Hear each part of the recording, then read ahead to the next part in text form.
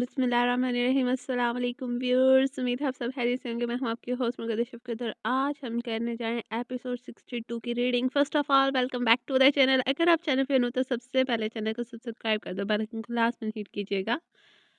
और आज की एपिसोड काफ़ी सुपर डुपर कमाल धमाल होने वाली है। सो बॉम्ब ब्लास्टिंग एपिसोड देखने के लिए एंड तक हमारे साथ रहिएगा।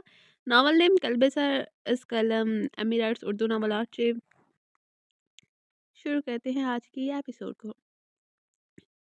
बस वापस जा रही हूँ, वो सामने आपका ऑफिस है, वहां तक चलाने दे, फिर आप ले लीजिएगा। ईमान ने कहते ही यू टर्न लिया और झट से गाड़ी की रफ्तार तेज कर दी। रोड पुरसुकून चलती चंद एक गाड़ियों के बीच में से ईमान अपनी गाड़ी अंधाधुंध रफ्तार से गुजारने लगी। ईमान आहिस्ता करो स्पीड, इसकी गाड़ी तुम्हारे कंट्रोल से निकल जाएगी। उमर फिर से जी हाँ, मगर असर किस पर हो रहा था? ओवर स्पीडिंग करते हुए ईमान जोश में बिल्कुल भूल गई कि टर्न लेते हुए गाड़ी की रफ्तार आहिस्ता करनी होती है। तभी गाड़ी तेज रफ्तारी के साथ सड़क से उतर कर टर्न लेते मार्केट में दाखिल हुई और पूरी कुव्वत के साथ ठाक की एक आवाज और एक झटके के साथ सामने से आती गाड़ी के बम्पर से जा लगी। अचानक से गाड़ी बजने और ब्रेक लगने से दोनों के साथ झटके के सामने डैशबोर्ड पर जा लगे थे। अभी तो सांस रुके कि उमर ने सीट बेल्ट लगाते ईमान को भी जबरदस्ती लगाया था। उमर ने धीरे से डैशबोर्ड पर रखे अपने हाथों का सहारा लेते हुए सार उठाया और उड़ी हुई रंगत के साथ विंड स्क्रीन के पास सामने का मंजर देखा, जहां एक बड़ी सी गाड़ी का बम्पर चकनाचूर हो चुका था और उमर की अपनी लैंड क्रूजर के बम्पर से भी धुआं निकलता इससे ही सलामी पेश कर रहा था। मेरी 7 करोड़ की गाड़ी! मंजर देखते उमर के हलक से आवाज भी पूरी ना निकल पाई थी। मैंने गुस्से भरी ने कहा, आपने साइड ड्राइविंग सीट पर बैठी ईमान पर डाली जो अपने बिखरे बालों को दुरुस्त करती अब मुंह खोले सफेद पड़ते चेहरे के साथ सामने वाली गाड़ी की बर्बाद हालत को देखने लगे। फिर की अखियों से साथ बैठे उमर को देखा जो लब पीछे शोला बार निगाहों से इससे ही देख रहा था। ईमान को समझ रहा है कि क्या रद्द अमल दे। गाड़ी के स्टीयरिंग व्हील को दोनों हाथों में मजबूती से थामते शर्मिंदा से चेहरे से क्यूट सा फेस बनाते उमर को देखकर मुस्कुराने लगी। उमर ने इसे मुस्कुराते चेहरे को देखते सामने विंड स्क्रीन के बाहर बाजू करते उंगली से इशारा किया और मुंह खोल कर कुछ कहना चाहा, मगर इसे समझ ना आई कि बोले क्या। मुंह खुले का खुला रह गया। इसी खुले मुंह से बेबसी के साथ ईमान को देखते उमर ने सख्ती सलाह भेजी। चेहरा शदीद सुर्ख पड़ चुका था। सॉरी। ईमान उमर की जानलेवा नजरें खुद पर देखते फिर से शर्मिंदा सा मुस्कुराते मिनमिनाई। इसके इतना बड़ा नुकसान करने के बाद मुस्कुरा कर साता से सॉरी कहने पर उमर का ज़ब्त में जी टूटा था। लाम बेचे इसने एक जोरदार चपट ईमान के सर की पुश पर लगा डाली थी। आउच! कितना भारी हाथ है आपका। ईमान दर्द से बेसाहता मिनमिनाई। मिल गया सुकून। पै गई ठंड सीने में। उमर दोनों हाथ की हथेलियां खोलकर इसकी जानिब करते गुस्से से चीखा तो ईमान ने आंखें और लाप मीचते इसकी बुलंद आवाज को बमुश्किल सहन किया था। वो सामने देखे ना, उमर की आग बरसाती आंखें ईमान से बर्दाश्त नहीं हो पा रही थी। तभी इसका ध्यान सामने की जानिब करवाया जहां एक लड़का शदीद गुस्से से आग बगोला होता है बड़े से सफेद रिवर डाले की ड्राइविंग सीट से उतरकर सामने आया और कमर के दोनों तरफ हाथ बांधे अपनी गाड़ी के टूटे फूटे बम्पर को देखने लगा जो थोड़ी देर पहले लश्कारे मारा था और अब इसका सारा गुरूर जमीन पर बिखरा पड़ा था। सारा बम्पर अपनी जगह से उखड़कर बुरी तरह टूट चुका था। धात की मुड़ी हुई सलाखें बाहर झांक रही थी और पेंट की गई जगह से उतर गया था। ऐसा महसूस हो रहा था जैसे गाड़ी ने किसी जंग के मैदान से वापसी की हो। यकीनन मेरी गाड़ी का भी सत्यानाश कर दिया होगा तुमने। उमर सामने वाली की गाड़ी के उड़े ऊपर हच्चों वाले बम्पर को देखते दांत पीस कर कहा। इस शख्स ने अपनी गाड़ी का सामने से भरपूर जायजा लेने के बाद पूरी कुव्वत से अपना हाथ उमर की गाड़ी के बोनट पर मारा और तीर किसी तेजी के साथ चलता हुआ ड्राइविंग सीट की जानिब बढ़ा और अपनी जानब आता देख ईमान की आंखें होप से फैली थी। उमर डर के चेहरे से बोली, ना कोई उमर शुमर नहीं, गड्डी तुसी ठोकी है तो हुण तुसी ही भुगतो। उमर गुस्से से बोलता अपना रुख इसकी जानिब से मोड़कर खिड़की से बाहर देखने लगा। इसमें इतनी हिम्मत ना थी कि बाहर निकल कर अपनी गाड़ी की हालत ही देख लेता। उमर की पीठ दिखा जाने पर ईमान का हलक खुश्क हुआ था। इसने होश से फैली आंखों को अपनी साइड मिरर पर टिकाया जहां से वो शख्स गुस्से से धड़ाधड़ इसके वाला साइड मिरर बजाया जा रहा था।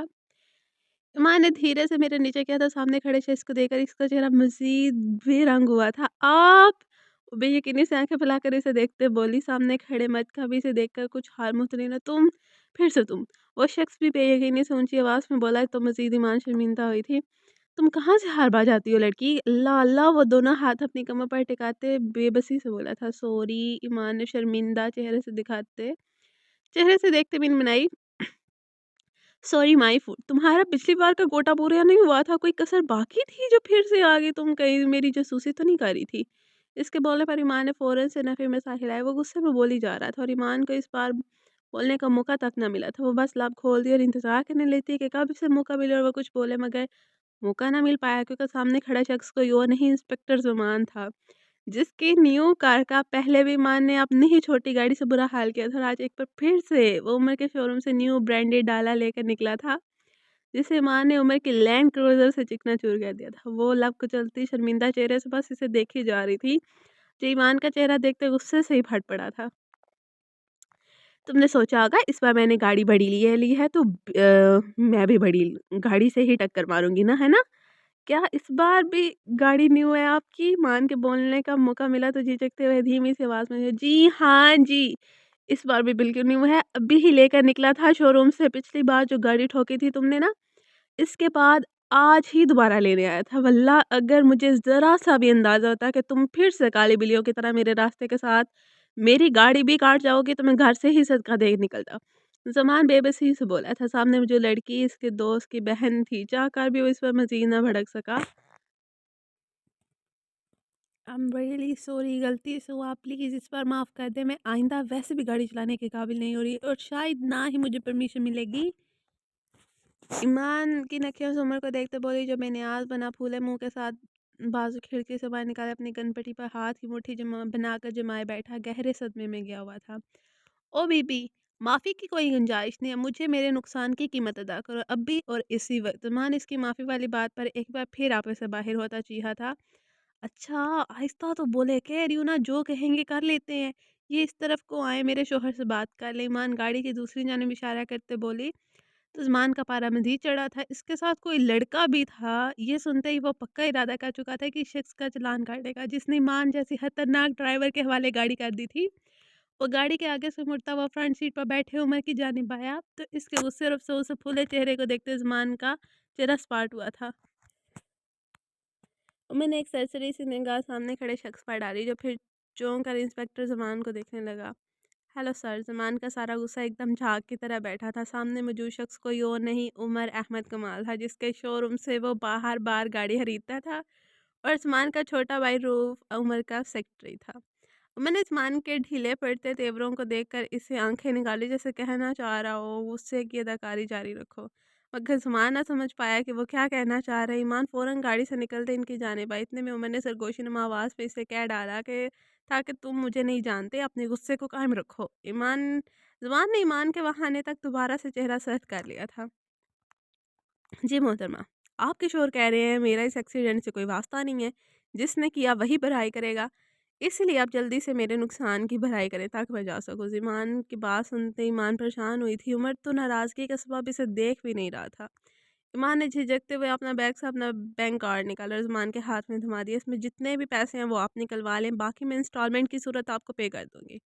ईमान शर्मिंदा होते गर्दन झुका कर बोली। जहाँ ज़मान कंफ्यूज हुआ था कि अब क्या करे, वहीं उमर को ईमान की बात सुनते झटका सा लगा। वो भी यकीनी से ईमान को देखने लगा। इसकी पैसे खुद से अदा करने वाली हरकत उमर के दिल में चुभे थे। लाख कोशिश के बावजूद उमर इसका टूटा हुआ दिल तो जोड़ चुका था, मगर फिर से मान न जोड़ पाया। इसने टूटे हुए मान के असरात भी अभी उमर को दिखाई दे रहे थे। जब ईमान को इसकी ज़रूरत थी मगर वो इससे मदद नहीं ले रही थी, यानी उमर को लेकर इसके दिल में हाँ या ना हो जाने का तस्वर जन्म लेने लगा था, जो इस पर से मान और यकीन टूट जाने का वाचा सबूत था। उमर ने माथे पर बाल डालकर ईमान के झुके सर को देखा, फिर खुद को सवालिया नज़रों से देखते ईमान को, फिर अपने गाड़ी के डैशबोर्ड से चेक निकालकर इस पर रकम दर्ज करते ईमान के हाथ में साइन शुदा चेक थमा दिया और हथेली फैलाकर ईमान का कार्ड मांगा, जिसे मुस्कुराते हुए ईमान ने इसके हाथ में दे दिया। और जबकि ईमान होक बने इसकी सारी कार्रवाई को देखती रह गई थी। ईमान संजीदा चेहरा लिए ईमान की जानिब मुड़ा तो ईमान सवालिया नज़रों से उसे देखने लगी। मोहतरमा, आप एक ही बार में मुझे बता दें कि आपको मार्केट का ये एरिया ओवर स्पीडिंग के लिए बेहद पसंद है। यकीन करें मैं इसे कल से ही हास आपके लिए ट्रैफिक से हाली करवा दूंगा। मगर खुदारा बीबी टकरे मारना छोड़ दे। ज़मान इसे मीठा तंज करता वहां से चला गया था, मगर ईमान को साकिन खड़ी उम्र की जानिब देख रही थी। जो अब गाड़ी से उतरता है इसमें से अपना ज़रूरी सामान निकाला था, मेरे साथ चलो। ईमान के पास से गुज़रते बोला तो ईमान भी फ़ौरन से इसके पीछे लगी थी, "रऊफ़ गाड़ी सँभालो, बाहर खड़ी है और मुझे कार की चाबी दो।" अंदर आते ही उमर रऊफ़ से बोला और गाड़ी की चाबी लेते इसकी जाने बढ़ा। ईमान भी इसके पीछे ही गई थी, जबकि रऊफ़ हैरत से इन दोनों के सूजे चेहरे देखता बाहर की जाने बढ़ा था। उमर ने एक आम निगाह भी अपनी लैंड क्रूज़र के टूटे बम्पर पर न डाली थी। इसका हशर-नशर देखना उमर की बर्दाश्त से बाहर था, तभी खामोशी से दूसरी गाड़ी लेता घर के लिए निकल पड़ा। और सारे रास्ते इसके चेहरे पर सहती दरी रही, जिसे ईमान बार-बार सहमी निगाहों से देखती रही। अब गाड़ी में ना तो नुसरत फ़तेह अली खां की सुर बिखेरती आवाज़ थी और ना ही टाइलर स्विफ्ट का रोला। एक गहरा और खौफनाक सन्नाटा था जो किसी तूफ़ान की आमद का पता दे रहा था। क्या हो गया भई? चेहरे पर 12 क्यों बज रहे हैं? बिलाश ने कब से चुप-सादे मुँह फैलाया अपने साथ बैठी हानिया को मुखातिब किया। सदमा। हानिया ने एक लफ़्ज़ में सारी दास्तान सुनाने की कोशिश की। बिलाश ने गाड़ी चलाते एक नज़र इसे देखा जिसका चेहरा उतरा हुआ था। किस चीज़ का सदमा? बिलाल ने इस्तफ़सार किया था। एक मिस्टेक हो गई। हानिया ने मुँह बसोरते नज़रें अपनी झोली में गिरा लीं। बताओ तो सही कौन-सी मिस्टेक? बिलाल जिसके गुब्बारे जैसे फूले मुँह को देखकर मज़ीद बेचैन हुआ था। हानि ने नाम निगाहों से बिलाल को देखा तो वो एकदम चौंका था। फिर गाड़ी सड़क के किनारे लगाते मुकम्मल इसकी जानिब मुड़ते इसके दोनों हाथ अपने हाथों में लिया। क्या हो गया हनी? क्यों ऐसी शक्लें बना रही है? एक सेकंड कहीं तुम हमारे रिश्ते को मिस्टेक तो नहीं बोल रही हो? गुलाज के ज़हन में एकदम से नया नहीं, मुझे क्यों होगा इस बात का रिग्रेट? अनीस की बोंगी बात को ऊँची आवाज़ में बोली थी। मुझे लगा शायद उमर ने ईमान को सरप्राइज़ दिया तो तुम बिलाज बात के बीच में ही रोक गया था क्योंकि हानिया ने सर नज़र से उसे देखा था। मैं ऐसी नहीं हूँ। अच्छा जी, बहुत खुश हूँ आपके साथ और वैसे भी हमारा रिश्ता किसी सरप्राइज़ का मोहताज नहीं है। हानिया बाजू पेट के गिर्द बाँधते फिर से मुँह फैलाकर बोली थी। इसकी बात ने बिलाज की रूह तक सुकून की एक लहर बिखेरी। वो मुस्कुराता हुआ गहरी नज़रों से हानिया को देखने लगा। अच्छा बताओ तो फिर क्या हुआ क्या है? उसने हानि के लिए कान के पीछे से मीठे लहजे में कहा तो हानि फिर से बेबस निगाहों से इसे देखने लगी। वो ना अंदर जब भाई ने भाभी से सॉरी बोला तो मेरी और मोमिन की बहस हो गई थी। कैसी बहस? पलाश ने भी अभी भी इसकी बात को सीरियस ना लिया था। वो मोमिन के बच्चे ने कहा कि भाभी से भाई पैरों में पड़ कर माफ़ी मांगे तो मैंने कहा नहीं पड़ेंगे पैरों में और ऐसे हमारी बेट लग गई और वो जीत गया। हानिया बिलाज को देखते बोली व्हाट अ नॉनसेंस, क्या उल्टी सीधी हरकतें करते रहते हो तुम लोग। बिलाज ने बेयकीनी से हानिया को देखा तो इसने मुंह मजीद बसोरा था। क्या बेट लगाई? बिलाज ने आपकी बार हानि से काम की बात की। Amperian majesty. हानिया ने होंठ बाहर को लटकाते बेबसी से बिलाज को देखा। व्हाट? एकदम बलाच एकदम से चीखा न बात नाक़ाबिल बर्दाश्त और गैर मुतवक्का थी। इसने बुरी आँखें खोलते हानि को देखा। अब कैसे दोगी इसे? बिलाल ने डरते-डरते पूछा और दिल में दुआ की कि जो वो सोच रहा था वैसा हरगिज़ ना हो। माई सेल्फ इज़ हानिया बिलाज सिकंदर। बिलाज के पूछने पर हानिया लफ्ज़ बिलाज सिकंदर पर ज़ोर डालते ही इसे बहुत कुछ पावर करवा गई। बिलाज की तो मानो 300 पावर वाट का झटका लगा था, कभी भी नहीं। साल ही पैदा नहीं होता। उस बलाज ने तीर कमान का रुख अपनी जानिब देखते सिरे से इनकार किया था। बीवी हूँ आपकी, आपकी ज़िम्मेदारी है मुझ पर चढ़ा कर्ज़ा उतारना।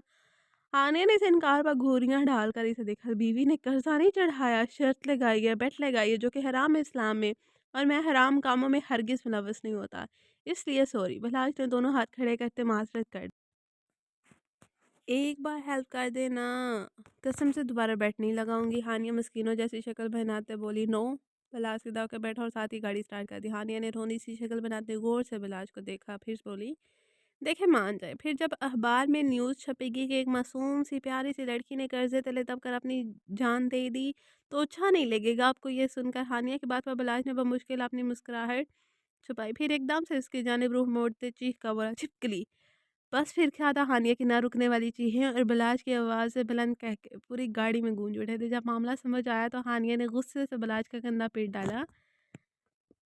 अच्छा अच्छा सॉरी सॉरी बिलाज हंसते हुए बोला तो हानिया इसके हंसने पर मजीद नाराज़ होती रुख मोड़ कर बैठ गई। अच्छा मूड ठीक करो, ले दूंगा तुम्हारे कंगले भाई को परफ्यूम।